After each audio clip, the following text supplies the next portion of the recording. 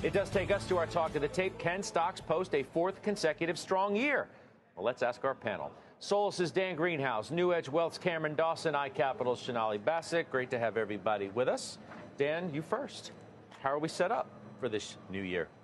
I think we're set up pretty well. The trends in place at the end of last year, stronger earnings growth, the AI story remaining intact, and the Fed being accommodative rather than restrictive, plus the purchases, some of the reserve purchases that they'll be doing, continues, I think, the sort of macro tailwind that's been driving markets higher and probably does for the immediate future. So we finished the year with a little bit of a whimper. We're watching the tape, as I said closely today. We're at 69.01. Jonathan Krinsky of BTIG says that we need to close today above 69.09.79 to avoid a negative Santa Claus rally.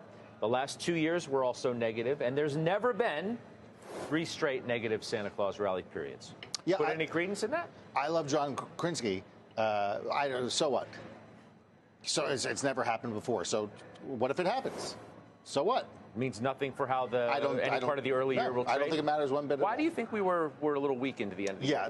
Listen, I thought we were going to get to 7,000 to end the year. Okay, why didn't we? Well, we've had the AI rotation story, which sort of hampered, hampered some of the larger cap names, which put a little bit of downward pressure on the market. And while there was a rotation, we know that banks and healthcare picked up some of the slack. I think that probably mathematically held back the market a little more than I expected and other people expected. But again, I don't know that I would read too much into that. And again, getting back to John's point, obviously I would rather a positive Santa Claus rally than a negative one, but I also don't think it really necessarily matters given some of those aforementioned tailwinds I mentioned. I don't feel like, Sonali, you're expecting that much out of this year in the stock market. Single digit, albeit mid to high single-digit returns. Not to say we can't outperform that. We think it's a constructive year. There's a positive backdrop, but we think it'll be choppy, Scott.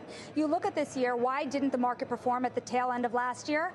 A few things. The selectivity in the AI theme, we've been talking about it for a while. We can keep talking about it, but also rate sensitivity. When you look at it, the 10-year is up 1/4 percentage point from the lows of October, and we think that there's more upside risk here to longer-term yields, regardless of what you see of rate cuts throughout the course of the year.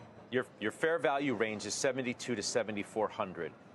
Dan painted a pretty positive picture. This sounds like a little bit cautious. What say you? Well, I think that what a lower return year translates into is effectively that valuations stay where they are and the best we get is earnings growth. But what's fascinating is that's effectively what happened in 2025. We started the year at 22 times, we ended the year at 22 times, and the earnings upside is what drove all of the gains in the market. And what that means, though, is that if you don't have a lot of room to absorb a higher multiple or more multiple expansion, it just suggests that you can see some volatility along the way. I think a key difference versus last year is that for the last 6 months, we've been raising earnings estimates. For the 6 months going into 2025, you were actually cutting earnings estimates. So you had a lower bar. Now you're sitting at $310 a share, 15% growth for this year. It's a pretty high bar to jump over.